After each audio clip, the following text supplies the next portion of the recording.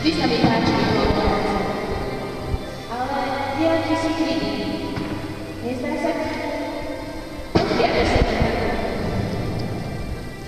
Aha, pán Polovec.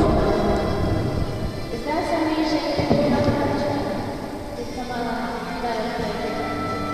Už vtedy bol starý nápad.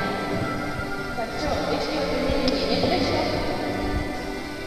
Agnesa, ta vôbec nezaujíma, aké ľudí sa tebou báli. Báli sa, ako to počúta, ktorého vôbec neexistovalo. Pravda je, že existujú. A je veľmi dobré, že existujú. Neviem si predstaviť, čo by som veľmi zrobil. Áno, sú veľmi dôležité. Aspoň máme treba pozdravať, pániť, upratovať, nie? Poď sa nenájsť, aby si nemysleli, že neráme tak dlhú cestu a nezvykačí.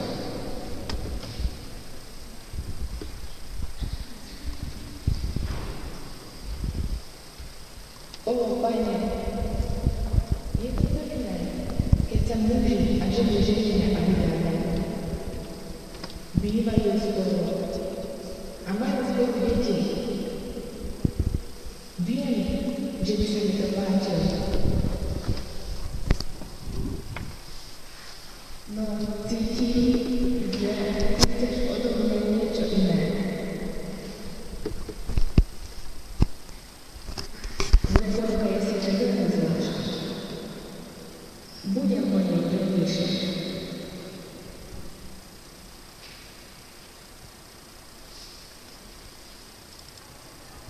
Agnesa, poď, usmej. O mňa sa toľký nikto nezaujímal. Vlastne, ak som mala úplne rád, toto som dostala. Ale keby som našiel možno jeden, nekaždá. Tak čo, príď.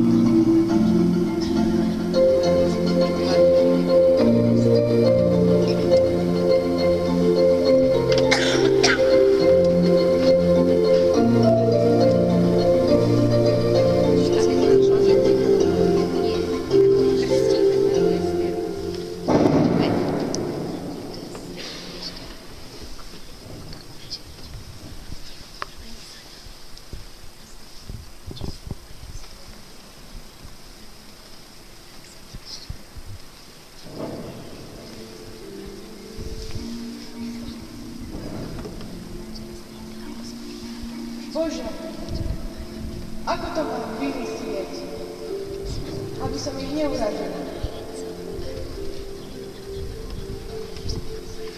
Na to teda treba veľkú dávku diplomácie. Pošta je to bol. Ale urobil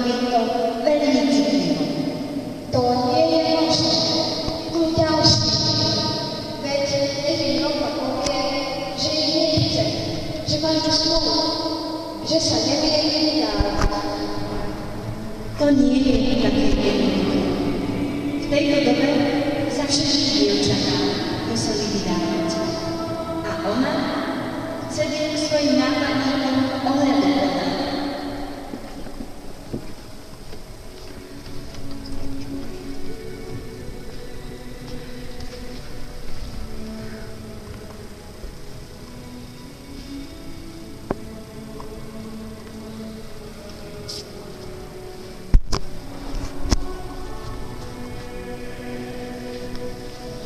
Minule mi podala misu s ovocím. Podala ju síce aj ostatným, ale som si istý, že mne ju podala s osobitnou pozornosťou. Viem, že sa jej páči a že ja som pre ňu ten pravý. Ako si ver, sranda stále. Ver sa asi nenechá len tak povedať.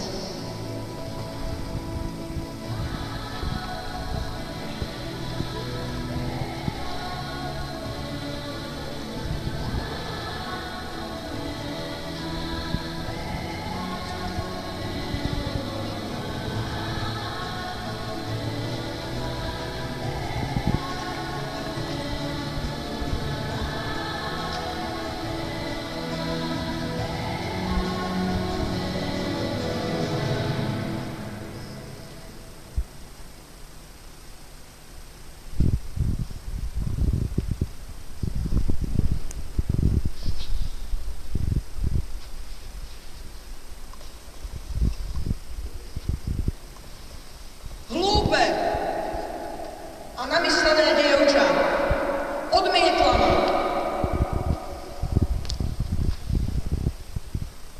Čo si to dovoluje? Vieš vôbec, kto som?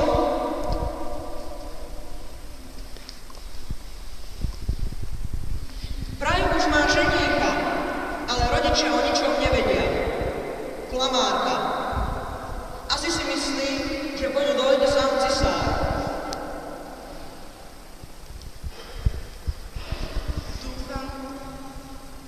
Že som ho neurazila. Snažila som sa byť citlivá na ne. Ale zdá sa mi, že sa ho moje odmietnutie veľmi dotklo. Prosím ťa za ním, aj za všetkých chlapcov, ktorí sa zbytočne uchádzajú o moju ruku. Ježišu, daj im dobré manželky, ktoré ich budú milovať.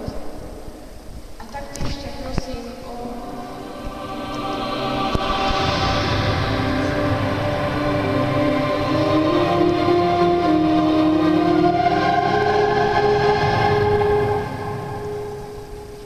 Čože? Ona povedala, Ježiš, je teda kresťanka. To je strašné. To snáď ani nie je pravda.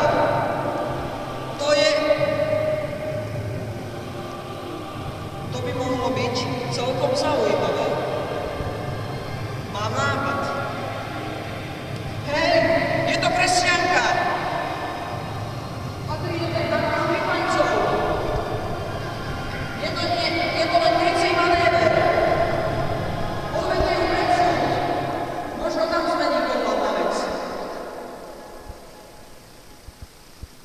Nakoniec bude rada, že sa môže vydať.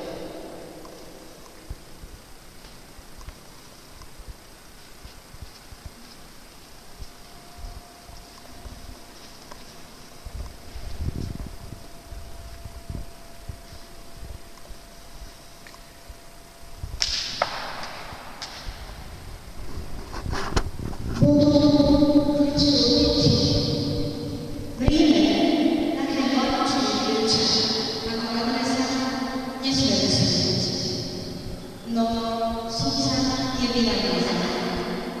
Navrhol, aby ju zavreli do verejného domu. Tam ju majú realizovať. A ten zúrodný pýtač musí myslieť si, že pokol zostane. Uvidíš.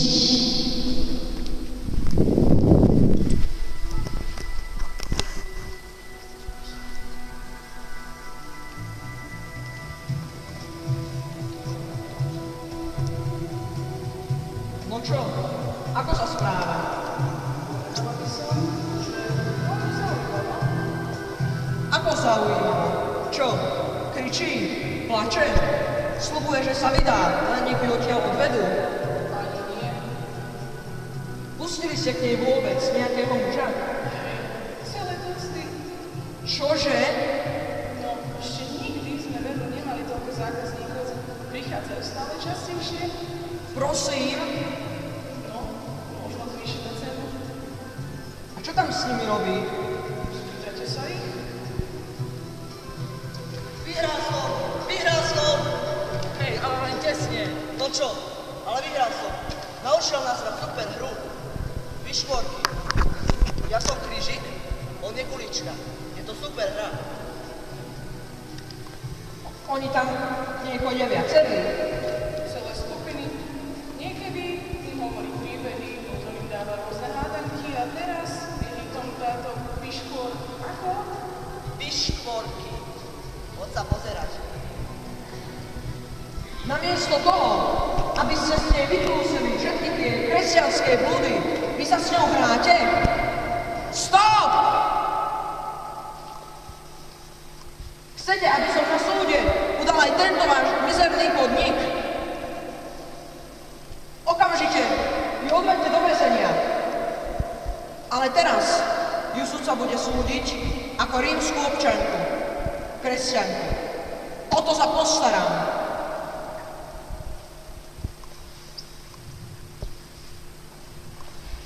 Pane,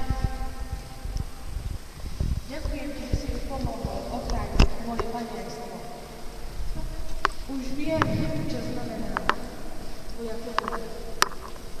Chceš, aby som patrila iba tebe, nikomu inému.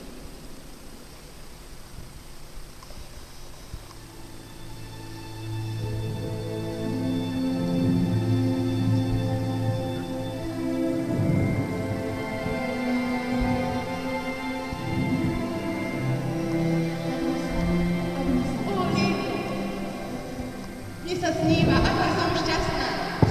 Skoro ma chvíľu. Mám ti odovzdať dôležitý odkaz od jedného sympatického pána. Tu máš, čítaj. Je mladý, vysoký, modré oči, len keby nebol plešatý. Ale aj tak väčšinou nosí silu. Milá slečna, viem, akej nepríjemnej situácii sa práve nachádzate. Poznám však rímske právo, ktoré dovoluje udeliť milosť odsúdenej žene, ak sa nájde muž, ktorý si ju vezme za manželku. Ponúkam vám manželstvo, drahá slečna. Mám veľké majetky a teším sa cisárovej priazne. S pozdravom, To je teda romantika, Agnesa. Si zachránená. Nie je to úžasné. Vždy som si myslela, že sa vydáš nejako nezvyčajne. Veď predsa tvoj ženík by nemohol byť obyčajný mládenec. Lívia. Môj ženík veru nie je obyčajný mládenec. Nikto na svete ma tak nemiluje ako on. A ja už som sa dávno rozhodol, že chcem patriť iba jemu. Som zasľúbená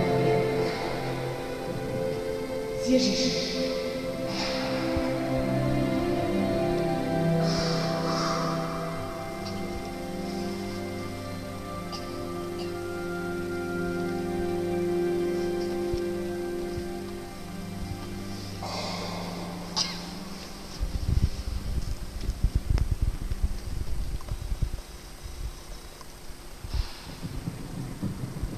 Teraz ju zabijú.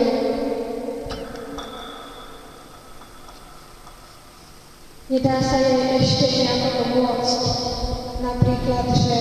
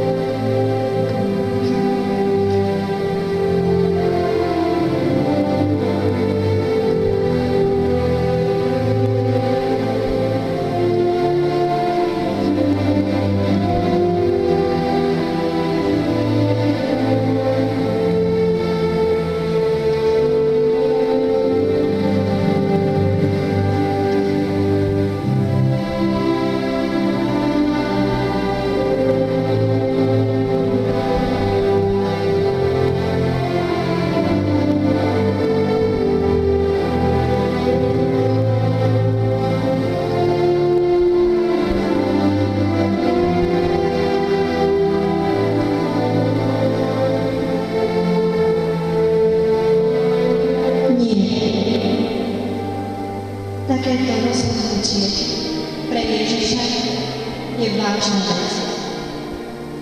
Agnesa vie, čo robí. Nie sú to len jej výmysly. Nesnaží sa byť zaujímavá a pýtať na seba pozornosť. Ona len počúva Boží hlas a odpovedá aj za celé života.